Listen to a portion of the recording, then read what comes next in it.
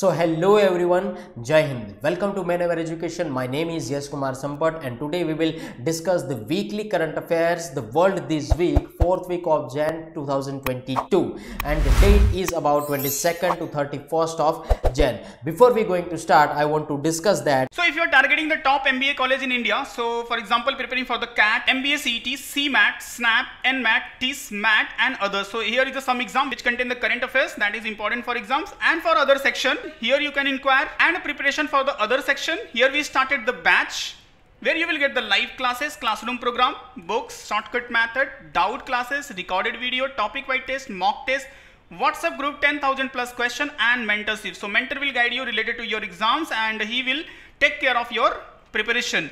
Okay.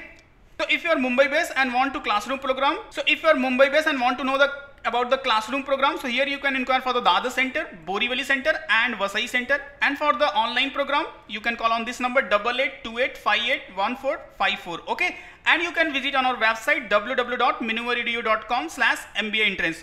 Now see the question.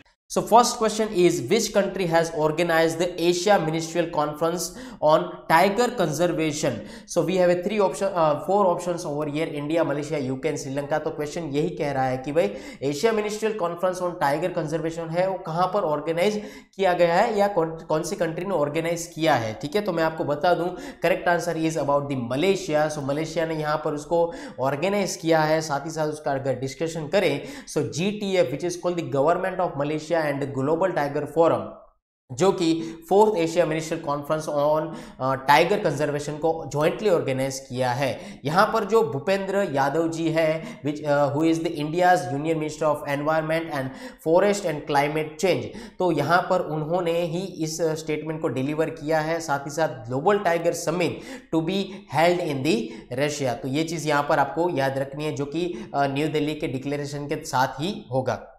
Next question, Aisha Malik become the first ever woman judge of the Supreme Court of which country? Ayesha Malik ji जो है वो पहली महिला जज supreme court के कौन सी कंट्री के बने हैं? इजराइल, पाकिस्तान, अफगानिस्तान या बांग्लादेश के?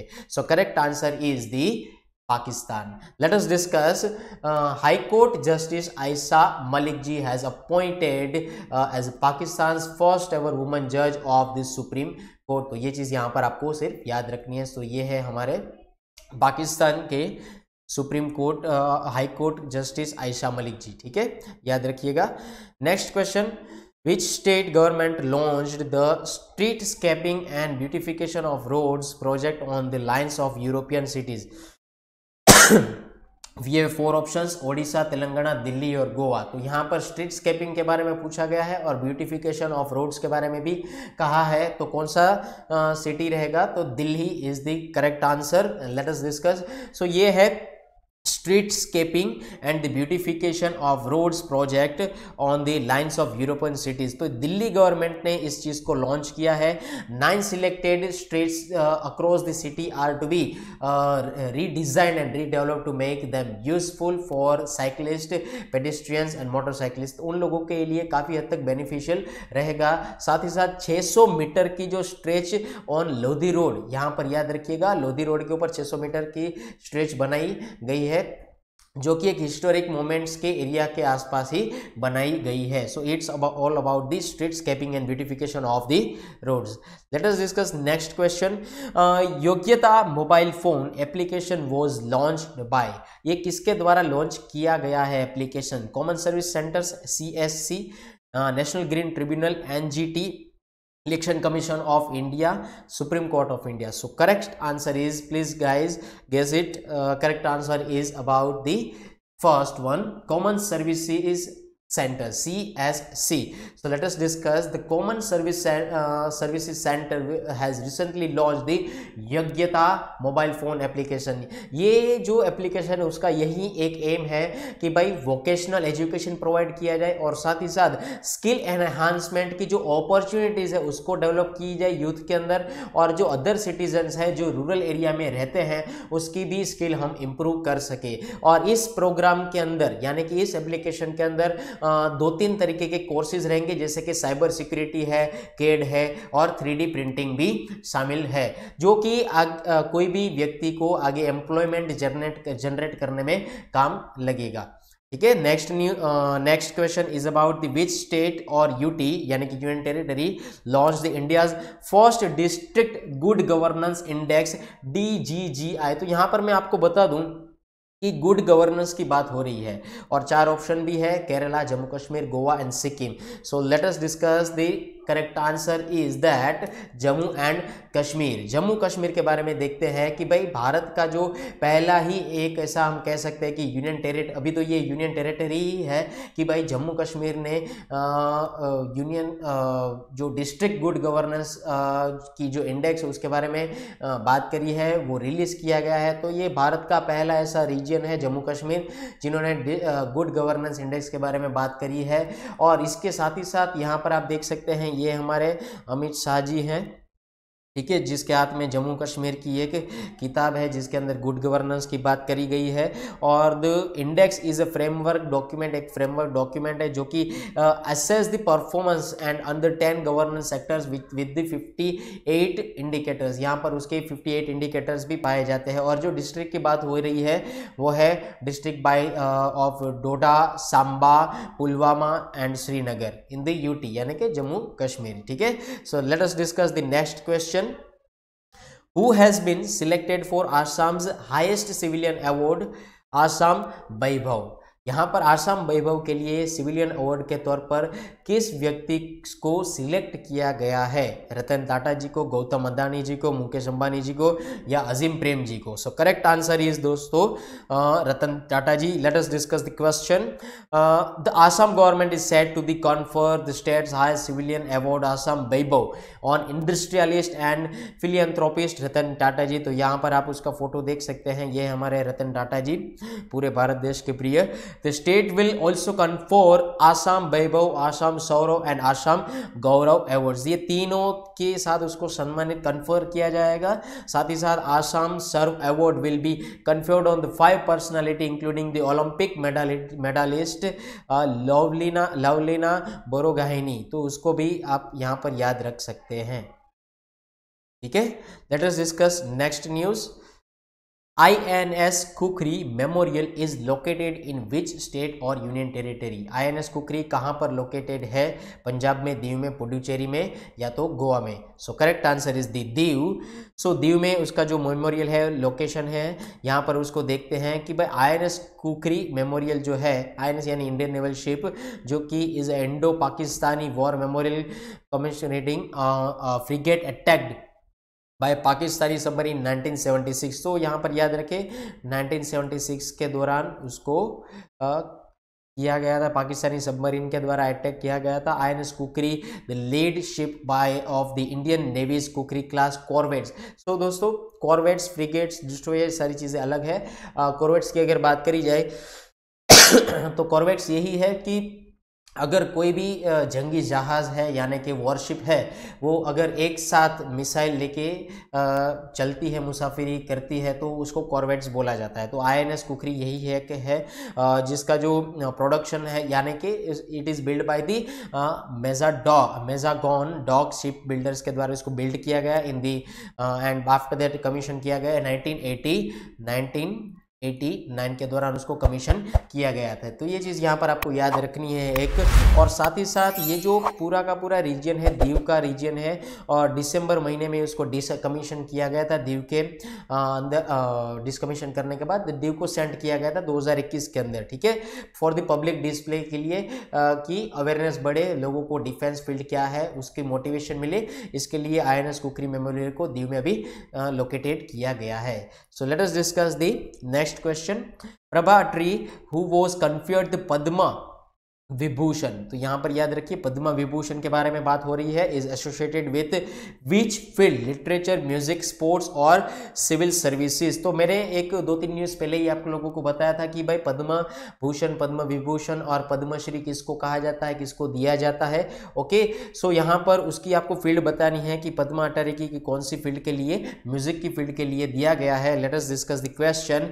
तो यहाँ पर आप देख सकते हैं ये है हमारे पद्मा, ये है हमारे प्रभा अटारे जी, ठीक है। तो उसको 89 ईयर ओल्ड किराना घराना के एक वोकलिस्ट है जिसको पद्म विभूषण से सम्मानित किया गया, जिन्होंने 11 बुक्स लिखी है म्यूजिक के अंदर, म्यूजिक के ऊपर ही, और वो भी हिंदी और इंग्लिश के अंदर ही। साथ ही साथ सी एस्टैब्लिश द स्वर्णिम गुरुकुल, स्वर्णमयी गुरुकुल को इसको ने एस्टैब्लिश किया। और दूसरे जो पद्म विभूषणार्थी है उसका नाम है राधेश्याम खेमका, जिसको लिटरेचर फील्ड में, जनरल बिपिन रावत साहब को सिविल सर्विसेज की फील्ड में, और कल्याण सिंह जी को पब्लिक अफेयर्स की फील्ड में were also awarded the Padma Vibhushan. तो ये चीज़ आपको यहाँ पर याद रखनी है, उससे कुछ ना कुछ क्वेश्चंस निकल सकते हैं। Late us discuss next news. What is the type of authorization granted to Covishield and Covaxin vaccinations as of जनवरी 2022? तो यहाँ पर आपको टाइप बताना है, कौन से टाइप का ऑथोराइजेशन जिन्होंने ग्रांटेड की है इसको, ठीक है। Emergency use of authorization, conditional market authorization, essential market authorization या full market authorization. So correct answer is the conditional market authorisation. तो ये चीज़ यहाँ पर आपको याद रखनी है, उसी के द्वारा यहाँ पर सारी की सारी चीज़ें होगी कि the drug regulator has granted the Serum Institute of India Covishield and Bharat Biotech's Covaxin कोविड-19 वैक्सीन कंडीशनल मार्केट ऑथोराइजेशन। तो यहाँ पर आपको उसका मैन्युफैक्चर किन्होंने मैन्युफैक्चरिंग किया है उसके बारे में याद रखना है, और साथ ही साथ यहाँ पर आपको याद रखना है कि ये जो कंट्रोलिंग बॉडी है जिन्होंने ग्रांटेड की है उसका नाम क्या है, जिसका नाम है conditional market authorisation. Let us discuss the next question. When is the International Customs Day observed every year? तो हर साल ये कस्टम डे को ऑब्जर्व किया जाता है। कौन सी डेट रहेगी, 25 जन या 26 या 28 और या 30? So correct answer is the 26 जनवरी को इंटरनेशनल कस्टम्स डे को सेलिब्रेट या ऑब्जर्व किया जाता है। So international custom day is observed every year on 26 January, जब भी हमारा रिपब्लिक डे रहता है, ठीक है, उसी दिन से आप कोरिलेट कर याद रख सकते हैं। And world with the United Nation as the host. तो यहाँ पर याद रखो एक CCC the custom corporation council announce the observation of ICD Indian international custom day in 1953, ठीक है। 1953 के दौरान उसको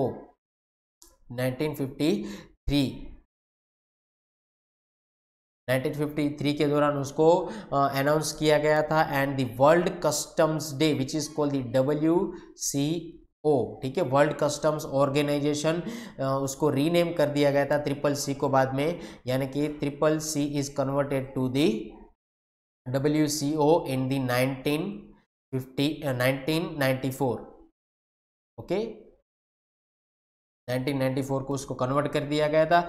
और दोस्तों मेन इंपॉर्टेंट थिंग ये है for the exam point of view कि उसकी थीम भी पूछी जा सकती है कि 2022 की उसकी थीम क्या थी। सो उसकी जो थीम थी वो थी scaling up customs digital transformation by embracing a data culture and building a data ecosystem, ठीक है। सो यहाँ पर ये थोड़ा उसका लंबा चौड़ा थीम है, पर आपको ये डेटा के तौर पर से याद रखना पड़ेगा, ठीक है। Scaling up customs digital transformations by embracing a data culture and the building a data ecosystems.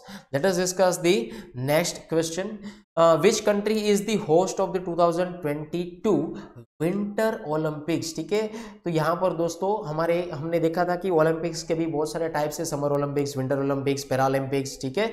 उसके हिसाब से विंटर ओलंपिक्स की बात हो रही है यहाँ पर। So options are here Japan, China, Russia और USA। So correct answer is the China, okay. तो यहाँ पर आपको याद रखना है कि चाइना के अंदर विंटर ओलंपिक्स 2022 है वो ऑर्गेनाइज किया जाएगा। और साथ ही साथ ये जो है बेजिंग, चाइना के बाजू में है बेजिंग, वहाँ पर ऑर्गेनाइज किया जाएगा 2022 का विंटर ओलंपिक्स, ठीक है। सो 4 to 20 फेब याद रख लीजिएगा 2022, ठीक है। 4 फरवरी से लेकर 20 फरवरी तक यहाँ पर ऑर्गेनाइज किया जाएगा और उसका शेड्यूल किया गया है बेजिंग के अंदर, जो कि एक नेबरिंग टाउन है चाइना के अंदर। एंड उसका जो रिपोर्ट रिलीज किया गया है, it is released by the sports ecology group and save our winters has stated the dangers for artificial snow to be produce in the Olympics on athletes bodies. तो यहाँ पर जो Olympics के अंदर artificial snow बनाया जाता है तो ये काफ़ी हद तक हानिकारक है हमारे जो एथलेटिक्स है उसकी बॉडी के लिए। तो ये उसके बारे में यहाँ पर काफ़ी चर्चा है की गई है स्पोर्ट्स इकोलॉजी ग्रुप के द्वारा। तो ये चीज़ यहाँ पर आप याद रखें। And also warn about the water wastage that happens for the snow at this games. ठीक है, तो ये चीज याद रखिएगा आप यहाँ पर। Late us discuss next question, which of the following is selected by Indian armed force for supply of anti armour weapon. ठीक है, जो हम लोग बुलेट प्रूफ जैकेट पहनते हैं, ठीक है, एंटी आर्मर वेपन बनाने की जो एंटी आर्मर जो है, ठीक है, तोड़ने की उसके बारे में बात की गई है। तो भाई इंडियन आर्म्ड फोर्स ने एक चीज सिलेक्ट की गई है, वो कौन सी सिलेक्ट की है? साब, रोमी, स्नाइपर या धर्मा। ठीक है, so correct answer is the Saab. Let us discuss about the साब।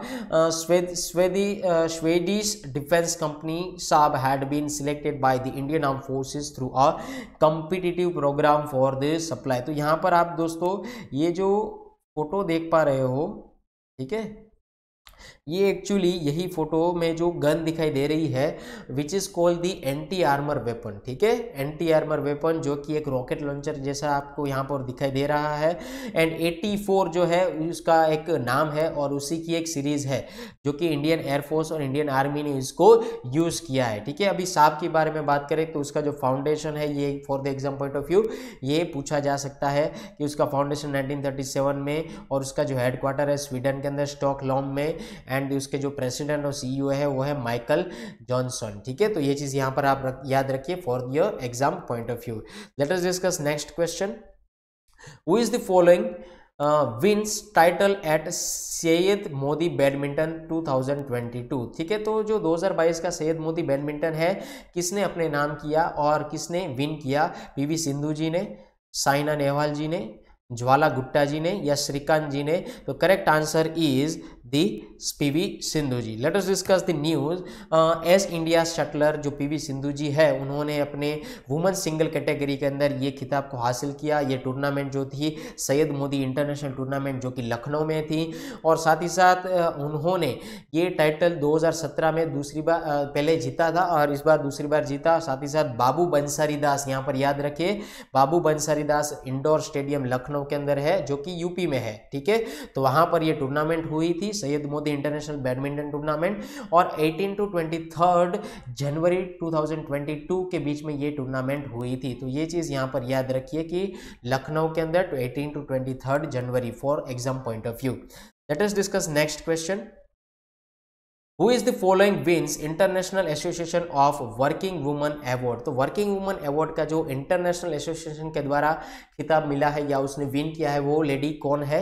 शिल्पा शेट्टी जी या शमिता शेट्टी जी, सुष्मिता सेन जी या सोनाक्षी सिन्हा जी? ठीक है, so correct answer is the Sushmita Sen ji. तो आप लोगों ने दोस्तों एक सीरीज देखी होगी आर्या 2 कर, उसके 2 सीजन आ चुके हैं, पहला भी है दूसरा भी है, जिसके अंदर उसके जो पतिदेव है उसकी एक ड्रग प्लेडर के तौर पर बाद में मृत्यु हो जाती है। ऐसी कुछ स्टोरी है, अच्छी तरीके से आप देखें तो उसके रिगार्डिंग उसको एक इंटरनेशनल एसोसिएशन के द्वारा खिताब मिला है वर्किंग वुमन का। तो ये चीज याद रखें आर्या 2। ठीक है, late us discuss next question, Which of the following day is observed as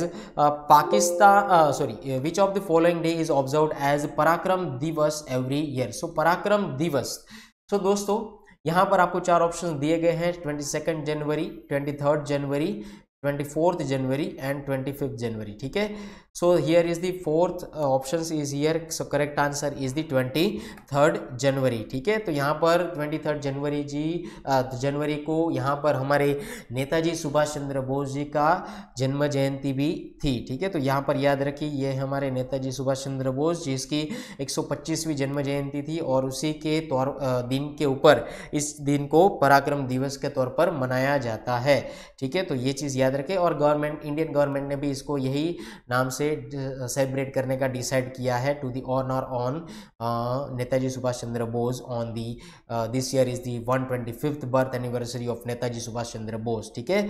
और जनवरी 23 1897, ठीक है, 1897 की 23 जैन को नेताजी सुभाष चंद्र बोस का बर्थ डेट है, ठीक है। तो ये चीज यहाँ पर याद रखिए। So that's all for the today's session. So if you are targeting the top MBA college in India, so for example preparing for the CAT, MBA CET, CMAT, SNAP, NMAT, TIS, MAT and others. So here is some exam which contain the current affairs that is important for exams, and for other section here you can inquire, and preparation for the other section here we started the batch where you will get the live classes, classroom program, books, shortcut method, doubt classes, recorded video, topic wise test, mock test, WhatsApp group, 10,000 plus question and mentorship. So mentor will guide you related to your exams and he will take care of your preparation. Okay. So if you are Mumbai based and want to classroom program, about the classroom program, so here you can inquire for the Dadar Center, Borivali Center and Vasai Center, and for the online program you can call on this number 8828581454. Okay, and you can visit on our website www.minuvaredu.com/MBA entrance. तो यहाँ पर हम लोगों ने आज के जो important questions पूछे जा सकते हैं for your exam point of view, वो आज हम लोगों ने डिस्कस किए। वैसे ही हम लोग आगे डिस्कस करेंगे, डे बाय डे आपको करंट अफेयर्स भी देंगे। और याद रखना दोस्तों, हमारा जो सेशन है जो 12 बजे से कन्वर्ट हो चुका है 11 बजे का, किसका दोस्तों, डेली करंट अफेयर्स का, ठीक है। डेली करंट अफेयर्स का हमारा जो पहले 12 बजे सेशन होता था हर रोज, वो अभी कन्वर्ट हो चुका है 11 बजे।